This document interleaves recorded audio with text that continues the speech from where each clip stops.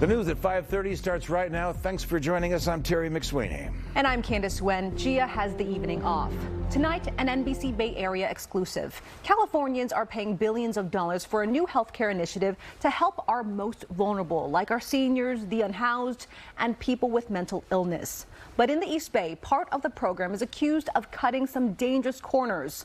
A whistleblower tells us Contra Costa Health Plan is ignoring medical needs, inflating caseloads, and harming patients. It's been heartbreaking. It's been just really heartbreaking because we're supposed to be helping these patients. This Contra Costa Health nurse says some of the county's most fragile and medically complex patients are being left in the lurch. There are people who are unhoused. Some of them have been going to the hospital, ER, multiple times in a week. A patient who had a diabetic ulcer was given to a non-medical staff, non-clinical staff. They then didn't address it. A full body infection happened. He needed to have his leg amputated. It's not just this one case, and she says it's not the staffer's fault. Incidents like this, she says, occur regularly through Contra Costa Health's Enhanced Care Management, or ECM, benefit provided through California's new CalAIM program. We're transforming Medi-Cal. It's our journey to a healthier California for all. According to the Department of Healthcare Services, CalAIM's ECM benefit is supposed to address clinical and non-clinical needs, meaning both medical and social care assistance. But in Contra Costa, the nurse and 3 other sources familiar with the system tell us the program has abandoned medical assistance altogether.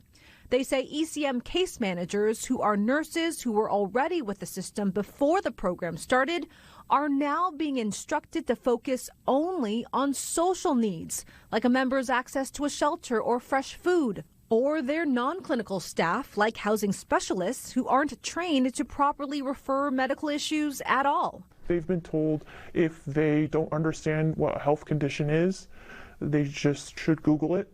That sounds potentially dangerous. It's extremely dangerous.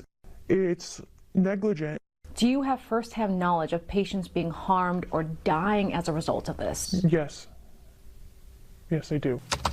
One fatal case she warned supervisors and county officials about through email last year involved a patient saying he couldn't get out of bed. A non-clinical staff member unknowingly labeled this patient as bedbound, and the rest of his care team treated him as such by only providing telephone visits. As a result, the patient didn't get out of bed for months, and his bed sores turned into bone infections. He later passed away, according to her email. Another ECM patient she emailed about received no discussion of health needs or health interventions for a year. When he was clearly sick, he was on death's doorstep, then passed away a month later. I tried so hard to report this internally, and those concerns were both dismissed, and then I also received just the extreme hostility, abusive treatment. We reached out to Contra Costa Health CEO Anna Roth. She declined our interview request. Instead, Kim McCarroll, their communications officer, spoke with us. Are members' clinical care needs addressed? So the way that our model is set up, no. Except that ECM is a part of the entire care model. But I was looking at the state's description of ECM, and it seems to be pretty clear. It says here, ECM is a comprehensive care management benefit to address both clinical and non-clinical needs for the highest needs members. So why isn't that happening in Contra Costa County? Because we don't need to. So Contra Costa County is what we call an integrated system. So we have a whole clinical arm, and we have a whole ECM arm. And so we don't need to have our ECM program provide clinical care because our clinic system does that. But it doesn't always, and cases fall through the cracks. That's what the Department of Healthcare Services found in a 2023 audit of Contra Costa Health after receiving anonymous complaints. The state found patients complained about not receiving enhanced care management services. In one case, a comprehensive history and physical examination wasn't completed, and without proper assessments, the state said patients may not receive important behavioral and medical health screenings that can help identify and prevent illnesses. Does the state know that Contra Costa County is not providing clinical care through its ECM programs? Yes.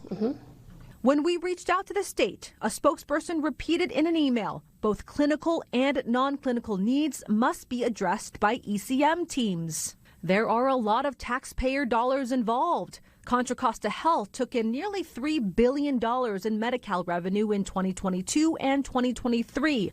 Of that, it spent $56 million on ECM, according to the state. I think that it's wrong. This nurse says she's concerned cutting corners on medical allows the system to report more patients to the state to get more funding. It gives them an excuse to really inflate caseload sizes, and because by ignoring clinical needs, it's totally manageable to manage just the social needs of 100 patients. Contra Costa Health denies that serving more Medi-Cal ECM members means more money for the system.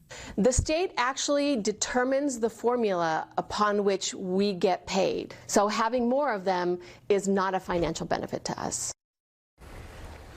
So we checked what other health systems are doing. LA Care Plan and San Francisco Health Plan tell us their ECM benefits address clinical and non-clinical care. But in Alameda County, Alameda Alliance's program appears to be similar to Contra Costa's, although we haven't heard of any issues there. Currently, Contra Costa Health says it's working to correct the problems detailed in that audit. Now, if you have a story for me or anyone else on our investigative unit, call 888-996-TIPS or visit our website, nbcbayarea.com/investigations.